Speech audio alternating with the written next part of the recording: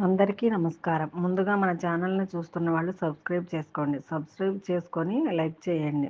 Bell ఐకాన్‌ని ఆన్‌లో పెట్టుకోండి. ఆన్‌లో పెట్టుకుంటే నేను ఏ వీడియో చేసినా మీకు నోటిఫికేషన్ రూపంలో వస్తుంది. ఇప్పుడు మన వీడియో వచ్చేసి పోలీస్ వర్గం కథ. ఎంతో పవిత్రమైన కార్తీక మాసంలో 30 రోజులు వ్రతం పూర్తయిన తర్వాత మార్గశిర మాసం శుద్ధ పాడ్యమి తిథి మొదలైన రోజు చేసుకునే పూజనే పోలిపాడ్యమి అంటారు. ఈ కథను చాలా శ్రద్ధగా మనసు పెట్టి వినండి. మనం కార్తీక మాసంలో 30 రోజులు చేసిన వ్రతం పూర్తయిన తరువాత మార్గశిర మాసం శుద్ధ పాడ్యమి తిథిలో రోజున చాకలి పోలీస్ వర్గానికి వెళ్ళిందంట.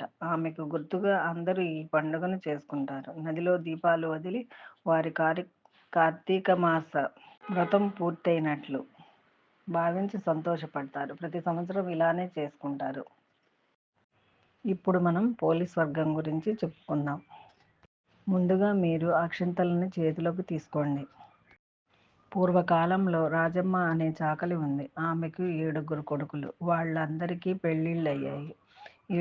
ఏడుగురు కోడళ్ళు కాపురానికి వచ్చారు. 7వ కోడలు పుట్టింటి వారు చాలా పేదరికంలో ఉన్నారు.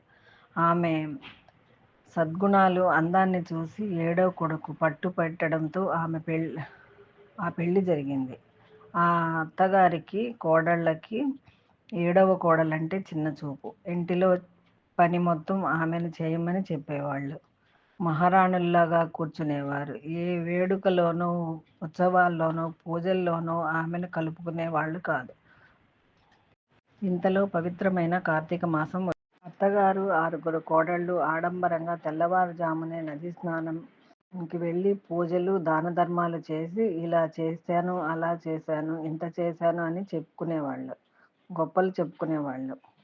7వ కోడలు పాపం నది స్నానానికి రానివ్వకుండా ఇంటి పనులు అప్పచెప్పేవారు. ఆమె పనులు ఓపికతో చేసి బావి దగ్గర స్నానం చేసి ఆవు పాలతో చేసిన పెరుగును చిలికి వెన్న తీసి తులసి కోట వెనకాల దీపం పెట్టి ఓం నమో నారాయణాయ నమః అని జపించి భక్తితో నమస్కారం చేసి మళ్ళీ తన పని చేసుకునేది.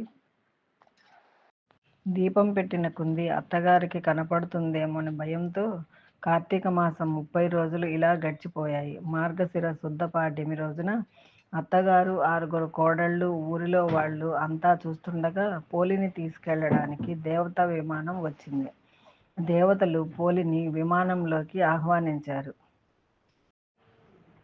పోలి చాకలిలా కాకుండా ఆమె దేవతా స్త్రీమూర్తిలా అందంగా ఆభరణాలు వేసుకొని చాలా అందంగా అలంకరించుకొని దేవతలా మెరిసిపోతూ విమానం ఎక్కడానికి వచ్చింది.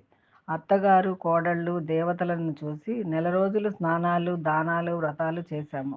ఈ పోలి ఏమి చేయలేదు అన్నీ చేసిన మాకు ఏమీ లేదా?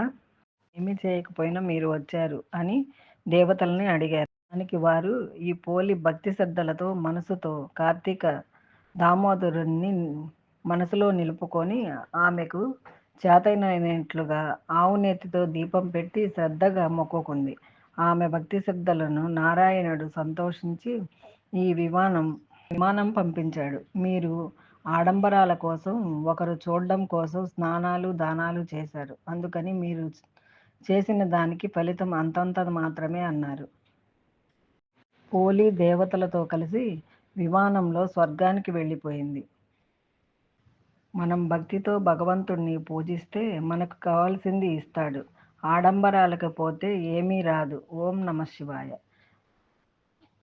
ఇదండి పోలీస్ వర్గానికి వెళ్ళిన కథ.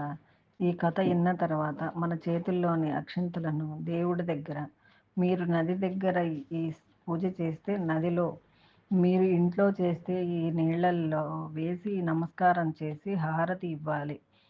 ఇక 30 రోజుల కార్తీక మాస వ్రతం పూర్తి అయిపోయినట్లే. మీకు కావాలంటే పోలిపాడ్యం పూజ ఎలా చేసుకోవాలో మన ఛానల్లో ఉంది, చూడండి. ఓం నమః శివాయ.